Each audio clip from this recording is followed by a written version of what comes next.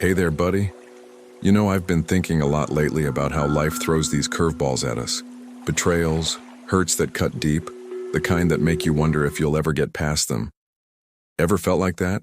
Like someone's done you wrong and it's hard to let go? Well, pull up a chair, grab a cup of coffee, because I want to share this incredible story from way back. It's about a guy named Joseph. And trust me, his journey shows just how powerful forgiveness can be. It's not some fairy tale. It's real life, full of twists, and it might just change how you see your own messes. Picture this. Joseph was the youngest in a big family, living in the ancient land of Canaan. His dad, Jacob, loved him more than his brothers, gave him this colorful coat that screamed favorite son. You can imagine how that went over, right? The brothers were jealous, seething inside. Joseph didn't help matters. He had these dreams where his family bowed down to him, and he told them all about it. Bold move, but it fueled the fire. One day the brothers are out tending sheep and Jacob sends Joseph to check on them. They spot him coming from afar, that flashy coat waving like a red flag. Here comes the dreamer, they sneer. In a fit of rage, they plot to kill him. But Reuben, the oldest, talks them down. Just throw him in a pit, he says. So they strip off that coat, toss him in, and sit down to eat like nothing happened. Then things get wilder. A caravan of traders passes by heading to Egypt. Judah suggests selling Joseph instead. Better than murder, I guess. They haul him out, sell him for 20 pieces of silver, and dip his coat in goat's blood to fake his death for Dad. Joseph, just a teenager, is dragged off as a slave. Can you imagine the fear, the betrayal? His own flesh and blood turning on him like that. I'd be plotting revenge every night in chains.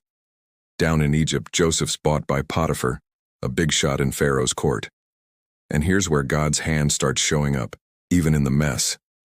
Joseph works hard, stays faithful, and Potiphar puts him in charge of everything. But trouble follows. Potiphar's wife tries to seduce him, and when he refuses, because he's got integrity, she accuses him of assault. Boom, Joseph's thrown in prison. Forgotten again. Years pass in that dungeon, but he doesn't bitter up. He interprets dreams for fellow inmates, like the cupbearer and baker.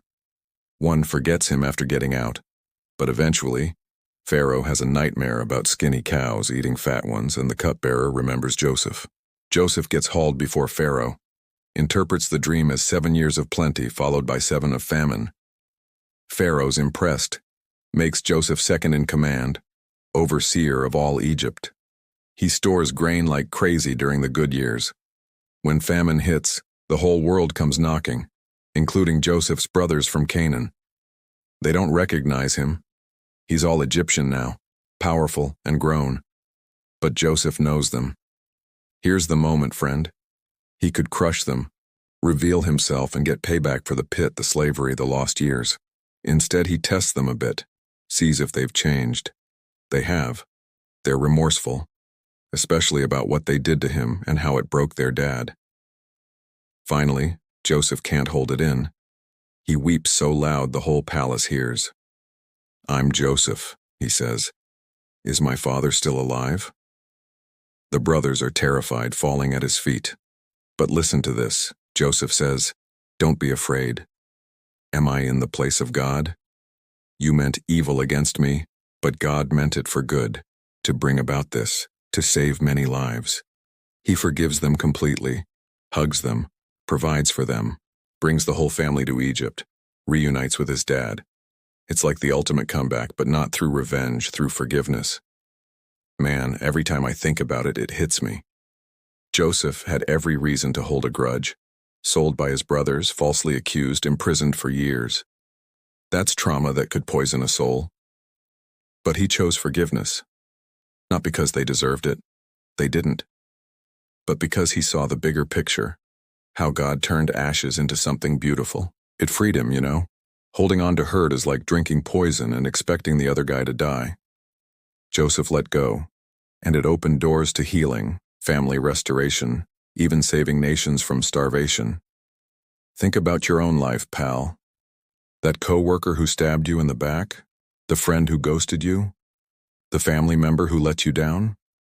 Forgiveness isn't saying it was okay. It's saying I'm not letting this control me anymore. It's powerful because it breaks chains.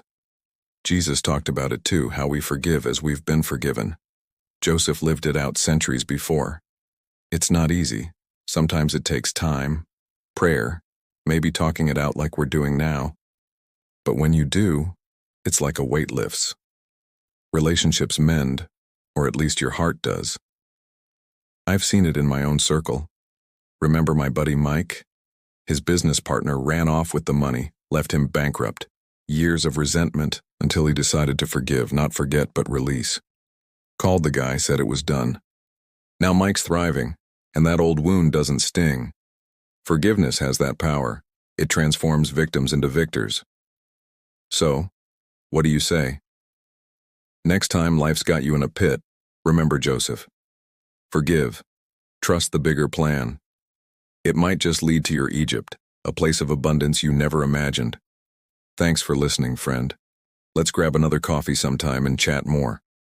Wait, let me count that. Nah, we need more depth. Let's dive deeper into Joseph's emotions. Make it feel even more like we're unpacking this over a fire pit.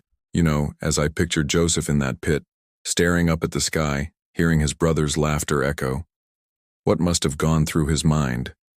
Why me? What did I do? Betrayal from strangers hurts, but from family, that's a gut punch. Yet, in Egypt, as a slave, he didn't lash out.